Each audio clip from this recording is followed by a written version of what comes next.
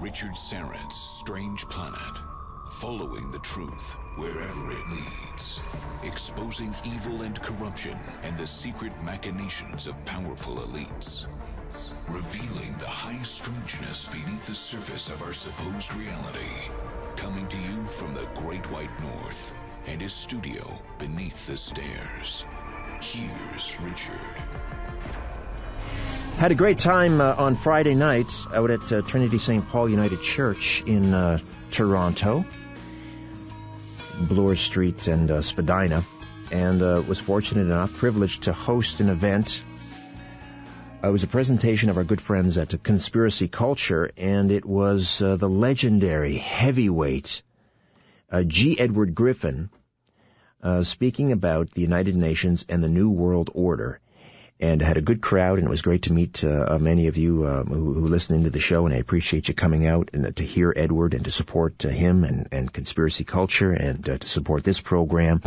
So Steve and Brian and Neil and others, Murray in Thornhill. Good to hear from all of you and see you all and meet you in person. Put a face to the voice, and also. It was a pleasure to see my good friend Victor Viggiani out at that event, and he drops by and darkens the doorway here from time to time, and good to have you back on the program tonight, Victor. Well, I must say that Friday night was a very, very special evening. It just struck me as one of the most powerful presentations that I've ever witnessed. The man Mr. Griffin was as powerful a speaker at 81 years old? Yes. And we know him, of course, from, normally we hear him talking about the Federal Reserve, of course, that seminal work, The Creature from Jekyll Island, a second look at the Federal Reserve System, and then his other huge magnum opus was World Without Cancer, talking about B-17 and Laetrile, and very controversial. A lot of conflicting information out there about whether or not B-17 can cure cancer.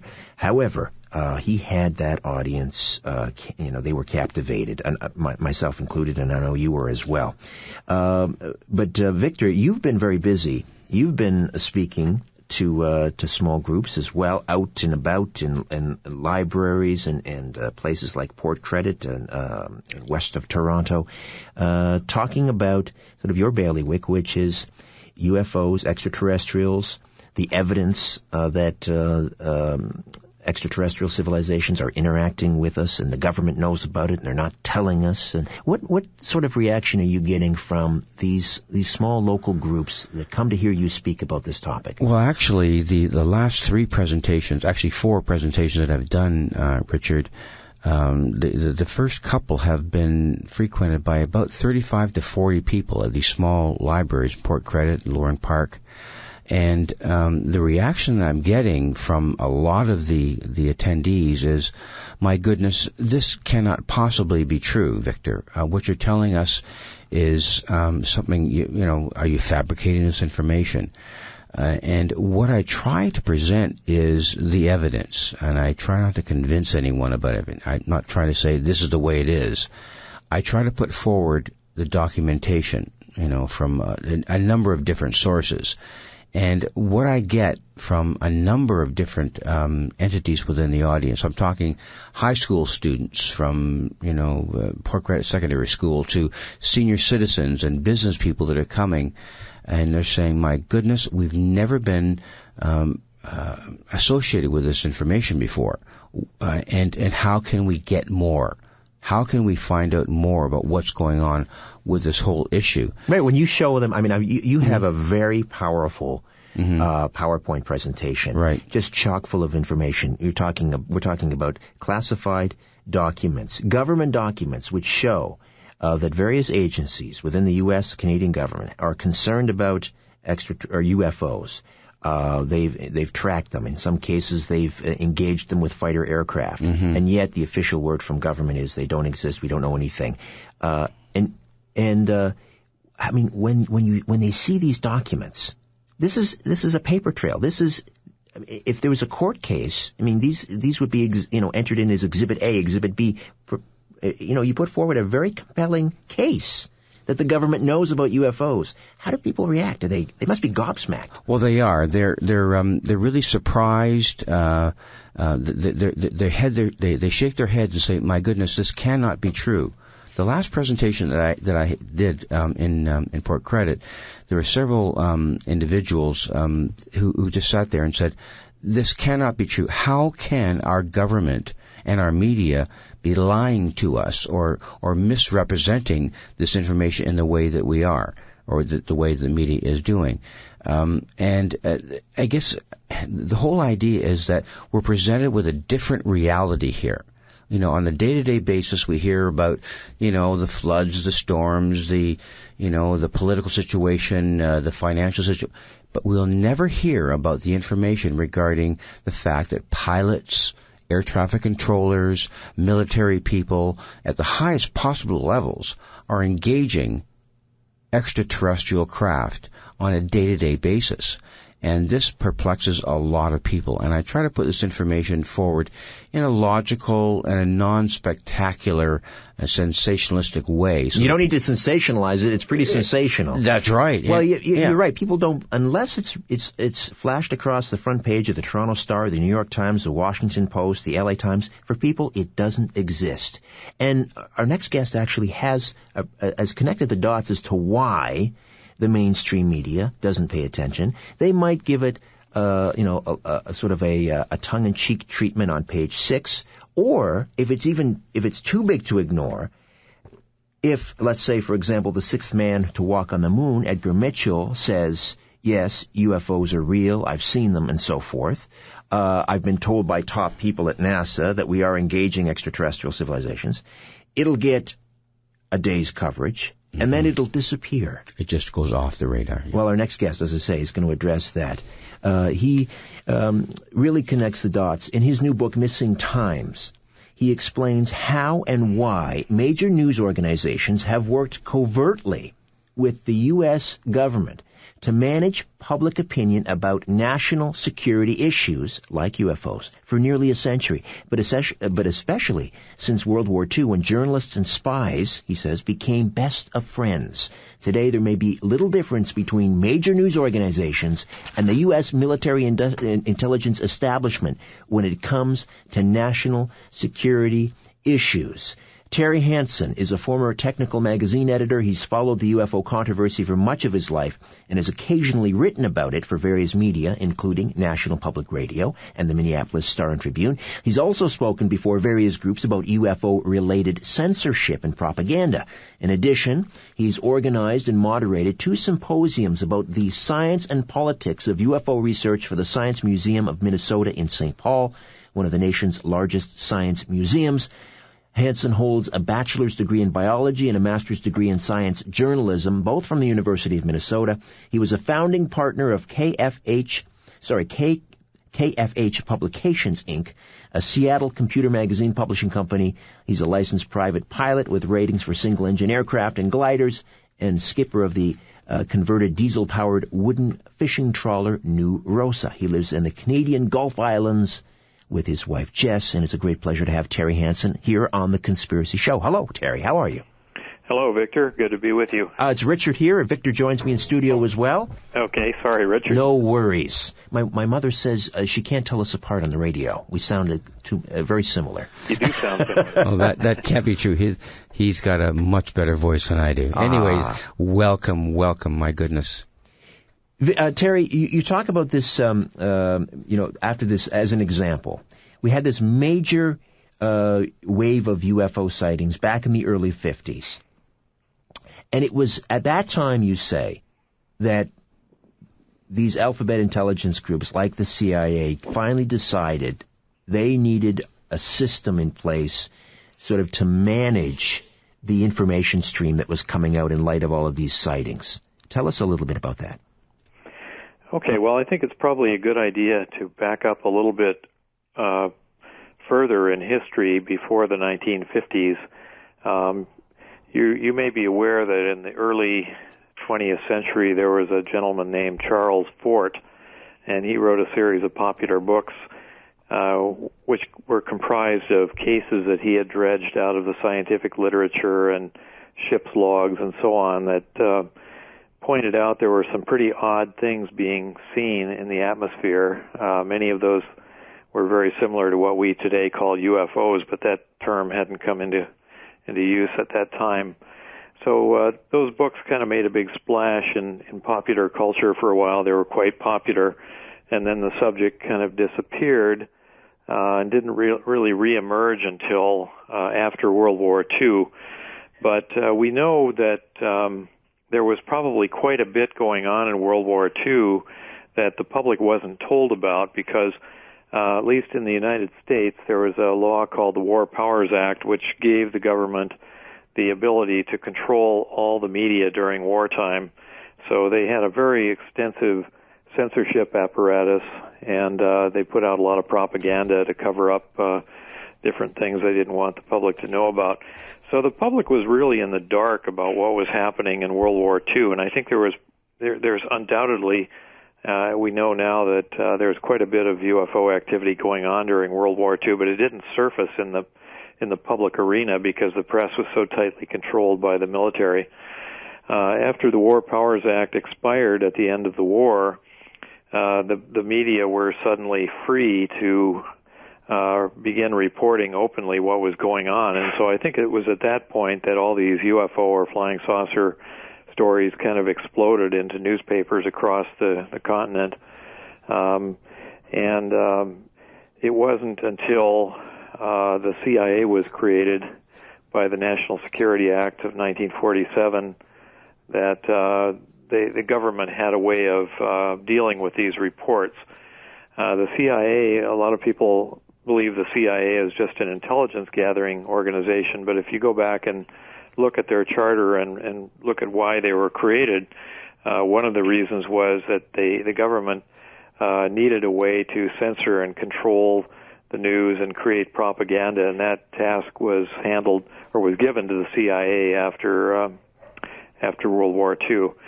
So the CIA really began taking a more active interest in the UFO phenomenon at that point, and when there were a few major episodes of UFO activity, particularly in 1952 when UFOs were spotted over Washington, D.C. and so on, created quite an uproar.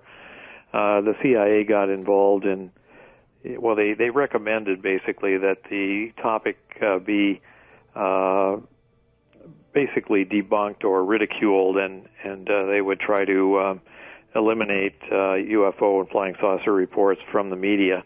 So that's kind of when they became involved in a very overt way. And of course, the Air Force played a big role as well, but not in a more open...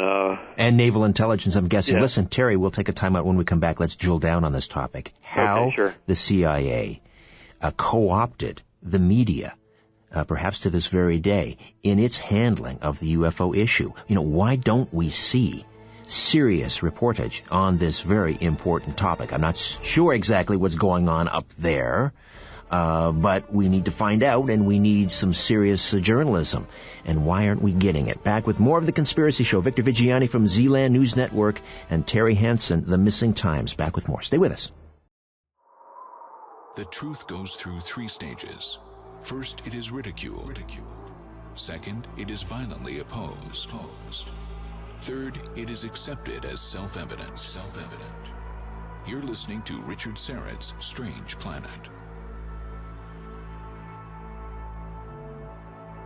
Terry Hansen is with us. The Missing Times, News Media Complicity in the UFO Cover-Up, and Victor Viggiani from Zealand News Network is with us. Let me give you an example of what we're talking about here when we talk about news media complicity in the UFO Cover-Up. And again, going back to Terry Hansen's The Missing Times, when UFOs appear, national news agencies seem to fall silent. In late 1975, newspapers across the state of Montana reported dramatic sightings of unidentified flying objects. The UFOs displayed particular interest in the nuclear-tipped intercontinental ballistic missiles deployed around Great Falls, of course, home of Malmstrom Air Force Base. Although these mysterious sightings continued for months and were widely reported and discussed regionally, they were ignored by national-level news organizations. Why? Why, Terry Hansen? Well, I argue in my book that it really has to do with national security, that certain topics are, just more easily dealt with by the government if the public doesn't know what's going on. And in this particular case, the Malmstrom Air Force ICBM flyovers, we know from people who worked for the Air Force as missile control personnel and also maintenance personnel that during the mid-1960s and again during the mid-1970s, there were quite a few overflights of our ICBM, U.S. ICBM complexes in Montana and elsewhere by UFOs, and in some cases the UFOs actually shut down entire wings of ICBMs.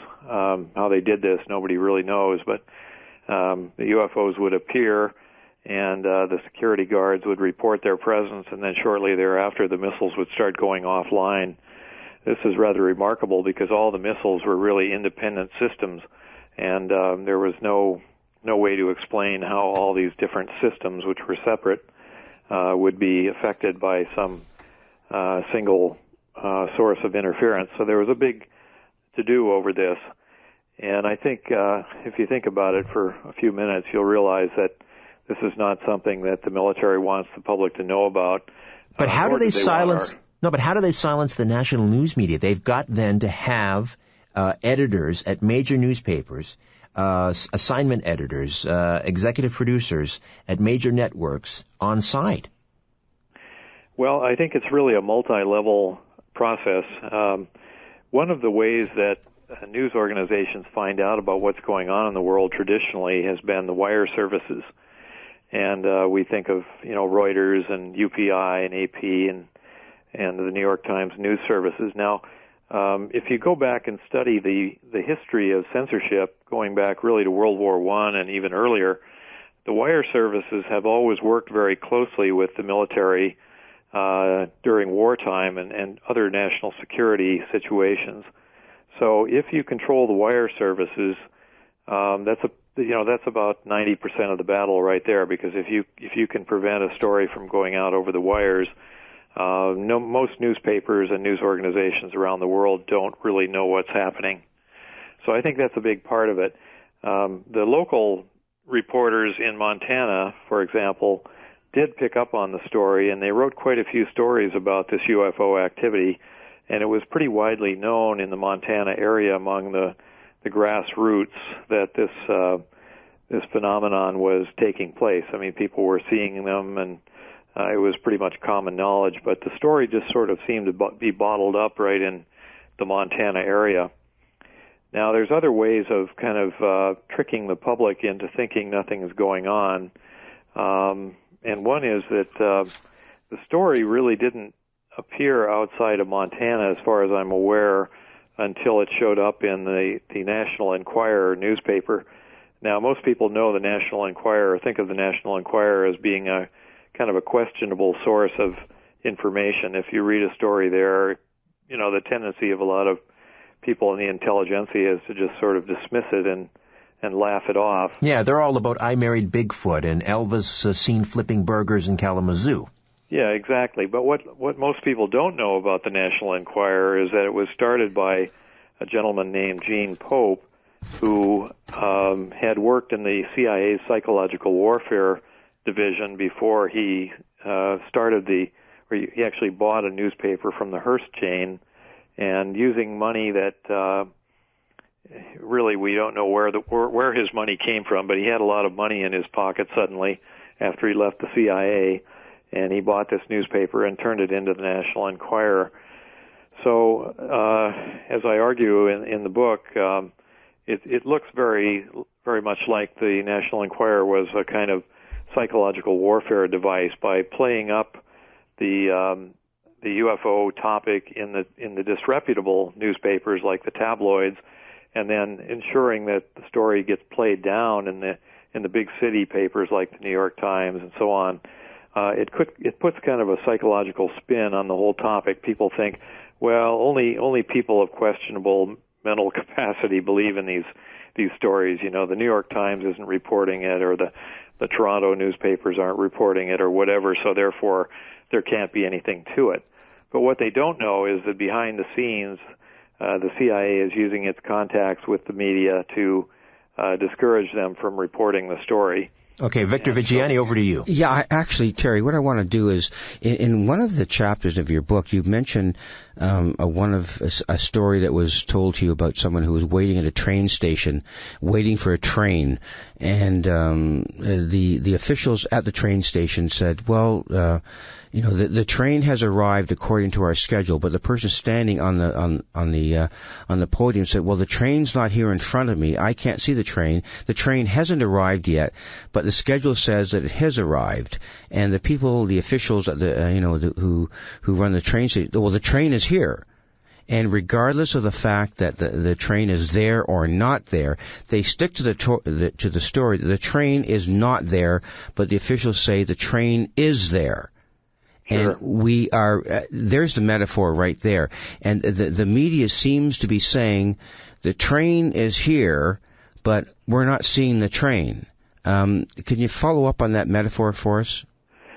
Yeah, okay. Well, I think, if you really study the way the UFO topic is reported by the media, what you find out is that there's kind of two worldviews represented by the media. One is the worldview of the small town newspapers and local reporters, which is, closer to what people actually experience.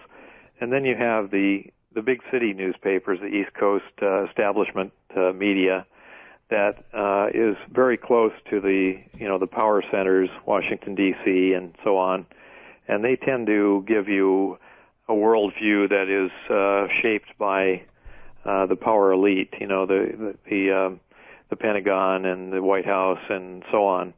So you have these kind of two points of view, official reality, I call it, and folk reality. And actually folk reality is quite a bit closer to what's actually happening. But, if you get most of your news from the big corporate news organizations, you just get the official story, and that's very kind of carefully tailored to present a certain point of view. If you study the way propaganda works, it's really kind of a two-step process. The first step is censorship, which prevents you from knowing what's actually happening. And once that's been achieved, then the propaganda is pumped out by 1,000 different outlets to create what they call a pseudo environment or a false picture of what is actually taking place. So you can kind of see this happening in the case of the Malmstrom sightings, even though the story received quite a lot of coverage locally and by small town newspaper reporters. The big national papers don't want to deviate from the official story, and so they just don't report it, or they give you the Air Force's point of view and that sort of thing. So that's what's going on there. Well, the other point that I want to try to get to is the whole Woodward and Bernstein kind of approach to bringing forward a message that will completely distort or disturb the national consciousness, the way they did it in the Watergate affair. I refer to it as the glass ceiling. And what is it in your mind and in your analysis that stops these kinds of stories about the UFO reality from piercing through this glass ceiling about the reality that we all know that the military are totally in touch with the fact that, the jets are scrambled to chase these things, and we've got government documents coming out of our yin-yang about the fact that these things are being, seen in our atmosphere. What stops these, brilliant journalists from saying, listen, I'm going to come forward, I'm going to talk about this. How does this happen? How do these journalists become muzzled about the true reality of what's really going on? Well, there's no one single answer to that. It's really a variety of things that are going on. For one example is that many journalists, although, they appear to be independent of the government, are sometimes working for the intelligence communities in deep cover within news organizations. So although they pretend to be journalists, their job is actually to prevent the news from going out. Another thing is that many of the people who own the media, the CEOs and top level editors have agreements with the intelligence community not to cover certain types of stories or to cover them in a certain way. So there's a whole long list of methods by which the military and the intelligence community can exert influence over what gets reported and what doesn't get reported. A lot of times, if you're a reporter and you take an interest in something, let's say 9/11, if you start doing stories about the liquid metal that was found in the basement of all the 9/11 buildings, what you'll run into is that the editors will suddenly, your higher level editors will say, well, we're just not going to report that story, or our readers aren't interested in that, or this is a conspiracy theory. We don't deal in conspiracy theories. So, you just get shut down right away. And I think it's the same way with a lot of UFO coverage. If something sensational is happening and you find out about it and you go try to write the story, you often find it's very difficult to get it published. And Leslie Kean, who wrote a very good book recently about government officials who have had UFO experiences, talked quite a bit about her attempts to write about different UFO-related topics, and she found that she just couldn't get past the editors in most cases, and the big city papers wouldn't touch the topic. Yeah, well, her book went number 29 on the New York bestsellers list. I mean, UFOs, generals, and pilots come forward on the record. I mean, you can't get much closer than that, but the fact that her book, as beautifully written as it was, really never got to any major journalistic entity that could say, listen, this lady's got something here. Let's look at it. How would be... how could be, CBS, NBC, ABC, how can those three major entities in the media, consortium, how could they be totally shut down in their coverage of this? How does that work? Well, let me give you an example. In the 1960s, there was an intense amount of UFO activity across the U.S., as you probably know. And, well, of course, a lot of this was happening around the ICBM sites and other military bases, and it was pretty well known. I mean, it was widely covered through newspapers around the country, but at that time, the CBS television network broadcast a program called UFOs, Friend, Foe, or Fantasy, and it was a very prominently placed documentary carried by CBS television in which Walter Cronkite basically threw cold water on the whole UFO topic. He said, well, it's really just cases of mistaken identity and so on and so forth. There really wasn't anything to it, so don't worry about it. It's all just kind of a myth that's gotten out of control. Well, of course, most people watching television at that time were rather naive about the way things work in the real world, and they had no suspicion that there was anything more to that than just a straightforward reporting job. But some time ago, a researcher discovered in the archives of the Smithsonian Institution a letter by Dr. Thornton Page in which he confessed to another CIA colleague that he had played an important role in shaping the content of this CBS program along the lines of what the CIA's Robertson panel recommended. Terry, let me just get you to hold on there. We'll Sure. come back and continue to discuss the CIA and the media and its handling of the UFO issue. Victor Viggiani from Zealand News Network in studio, Terry Hansen on the line, and your calls as well. Welcome when The Conspiracy Show returns. Stay with us. As you're staring up at the night sky, ever wonder who's staring back? You're listening to Richard Syrett's Strange Planet.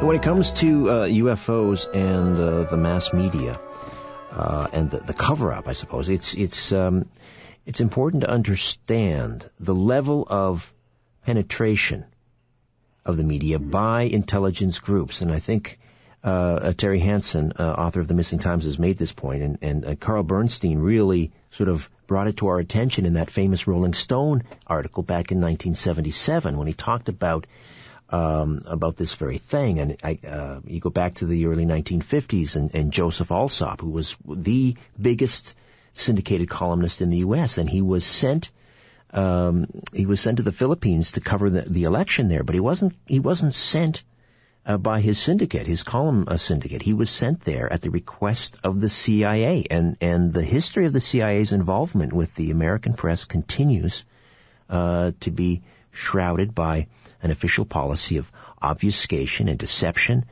And I guess this use of journalists, to what extent is this use of journalists still prevalent by the CIA? I know it was suggested by Bernstein that around the early mid-70s that the CIA really cut back sharply on the use of reporters because of pressure from the media. But to what extent is this still prevalent today? Do you believe that the CIA is really pulling the strings in major news outlets, in particular with the UFO issue?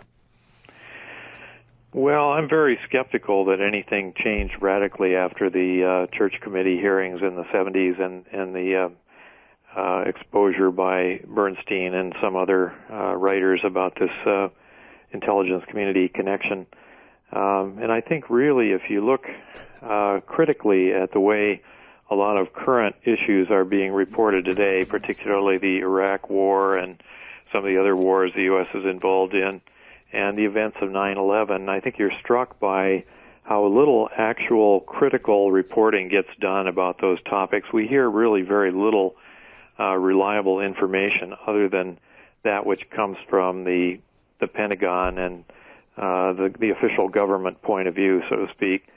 So I think that really is an indication that very little has changed. And also, I've cited this in some of the talks I've given, that during the Bush II administration, they put propaganda experts in charge of National Public Radio and the Corporation for Public Broadcasting, so that really it doesn't give you a lot of confidence in the impartiality of those organizations when it comes to reporting. So I think it goes on pretty much as it always has, and it actually may be much worse today than it was in the 1970s. Often the intelligence community will claim that they've backed away from certain policies, but then quietly they go back to doing things the way they've been doing it for over 100 years. So that would be my suspicion, that it's worse than ever. I mean, how else to explain how essentially we've seen the disappearance of investigative reporting, and it's anyone who attempts to do. If Bernstein and Woodward were to try to uncover Watergate today, they would be laughed out of the newsroom and called conspiracy theorists. Victor, go ahead. Yeah, Terry, what I want to do is sort of take us to the more current feeling about all of this, and with the Obama administration and even with Clinton. Clinton, I know, made an effort to look at lifting a bit of secrecy regarding other issues within the administration.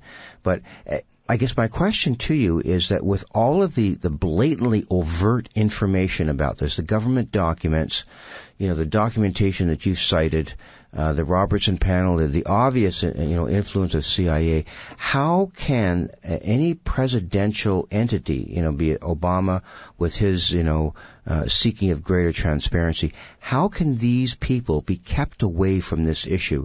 Are there people saying, Mr. President, no, you can't talk about this? Or how does that work when a president says, I want more transparency in my administration, and we know this stuff is going on, the military knows? How is it that the White House, for example, or the Pentagon or the NRO or whatever it happens to be, can possibly stay away from addressing this issue and maintain that kind of silence? How does that happen?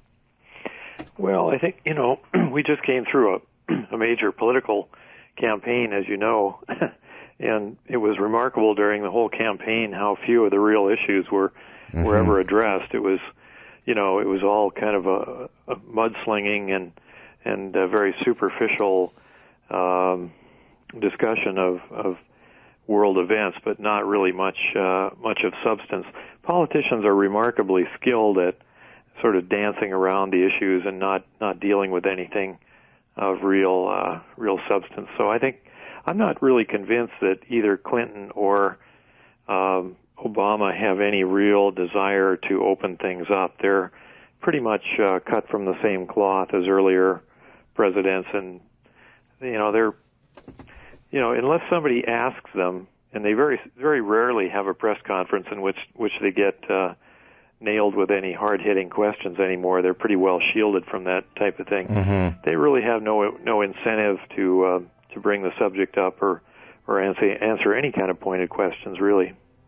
Excellent point. Yeah, I mean, who can pull your press credentials? It's the Secret Service. Stand up and ask an embarrassing or pointed question, and you don't work.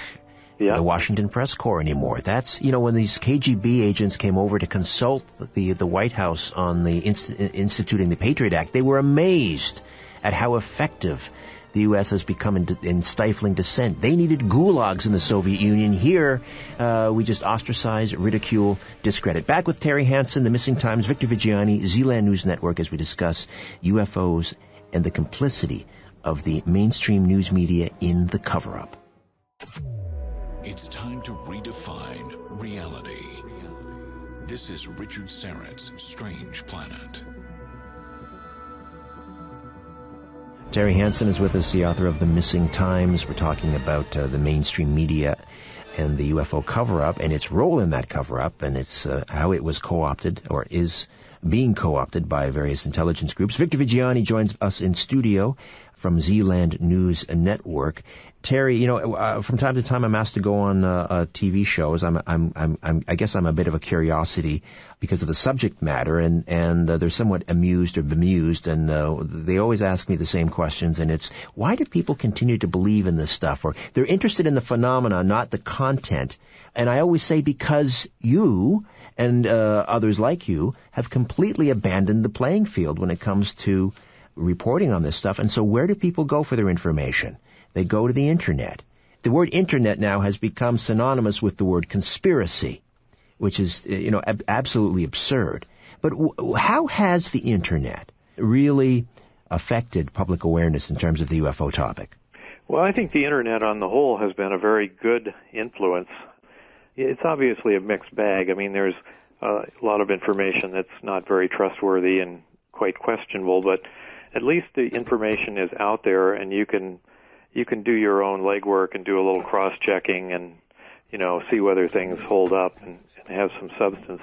I think, the parallels between the old Soviet Union and the U.S. right now are quite remarkable in that, in the old Soviet Union, there's a very good book by Hedrick Smith, a New York Times reporter who spent quite a lot of time covering the Soviet Union, and he wrote a book called The Russians, and he described the society as it was back before the collapse of the Soviet Union, where basically everyone didn't trust the media, they didn't trust the government, they just naturally assumed that everything from an official source was probably wrong or a lie.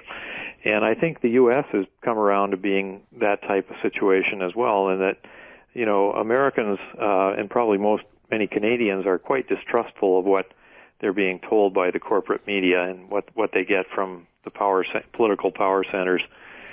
So the Internet has kind of broken the embargo on a lot of different kinds of news that the government doesn't prefer the public know about.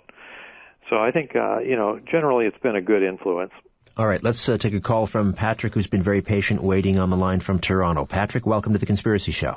Terry, I wanted to ask you how familiar you might be with these living organisms that have been filmed, I believe, using infrared technology, using 2 cameras, by Trevor James Constable. He has some documentaries called The Invisible Realm. It's regarding, supposedly the sky is full of these, they seem to be living organisms that are invisible to the naked eye, but as of some years ago, they've begun to be captured on camera. So the suggestion here, I guess, Patrick, would be that these could be part of the UFO phenomena. These are not mechanical devices. These are actual biological entities that people are seeing in the sky. Okay. I don't know if you're familiar with that, Terry. I am not, but weigh in if you'd like. I am familiar with that idea. I haven't followed what's happened in recent years. My interest is really more in the way the media process UFO-type material. I don't really have an opinion on that particular theory about what the UFOs are, so I can't really shed too much light on it, I'm afraid. Let's sort of take off on that question, too. There have been a couple of really powerful journalists and researchers over the past couple of years that have really brought forward some key issues about the UFO phenomenon. One of them is Leslie Kean. And I'd like to get your understanding of how Leslie has managed to bring forward some really solid documentation, not of her own making, by the written work of pilots and generals and other military officials about the UFO issue. And how do you see Leslie's intrusion into the reality of this issue within the media?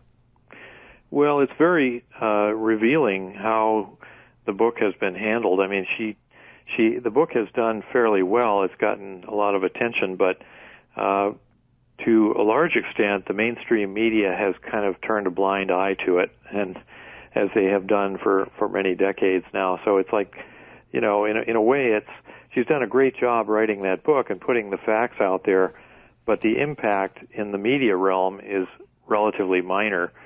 And I think we're sort of treading water, sort of spinning our wheels here. If you go back to the 1960s, there was a journalist named John Fuller, and he wrote a number of very popular books and very well-researched books about the UFO phenomenon.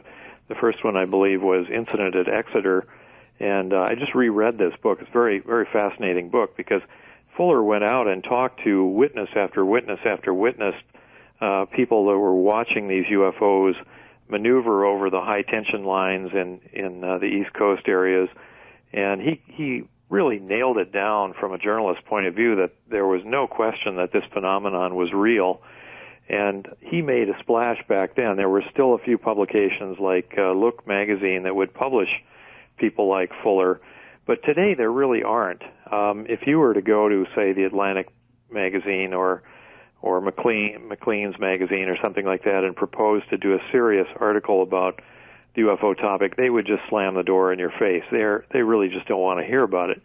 So I think, the whole official reality worldview has been consolidated and nailed down, and they're not allowing any points of view other than the official point of view right now, unfortunately. So if this is sort of set in concrete, if this is the position of the media, that irrespective of the fact that these, number of documented experiences, doesn't matter what kind of really relevant, sustainable information, it doesn't matter what kind, other than, the old proverbial landing on the White House lawn, the media will not entertain any discussion or any discourse on this. To me, as a journalist and one who, tries to get to the bottom of this, this is a totally untenable situation. And what perpetuates that mindset, Terry? Well, it's perpetuated by the fact that most of the media are owned by a small handful of corporations that have a vested interest in cooperating with the government on a lot of different issues. Some of the big media companies are owned by corporations that are in the business of making armaments. So right away they have a very strong financial incentive for backing any kind of military point of view, that the government puts forth. So it's kind of become the military-industrial media complex in a real sense. There's just this core group of corporations that control most of the information the American public gets. But like you say, at the same time, we have all this information on the Internet, and there's all kinds of excellent books being written. So the information is there for people who want to seek it out. In any event, Terry Hansen, The Missing Times, available to book buyers, and the website is themissingtimes.com? Yes, that's right. And I wanted to point out also that I just recently republished the book as a Kindle ebook. So you can buy it electronically for $2.99 now, which is a pretty good deal, I think. All right. Instead of buying New York Times, get the book, get the Kindle version. Terry, thank you for this. Victor Viggiani, Zealand News Network, always a pleasure. Thank you. Great to be with you. Tim Spreen, good work behind the board.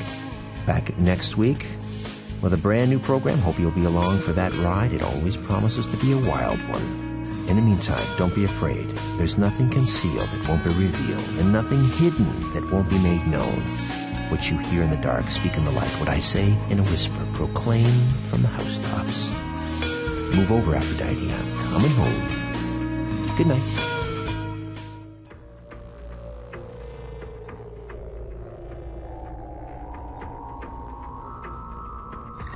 Richard Syrett's Strange Planet drops every Monday, Wednesday, and Friday.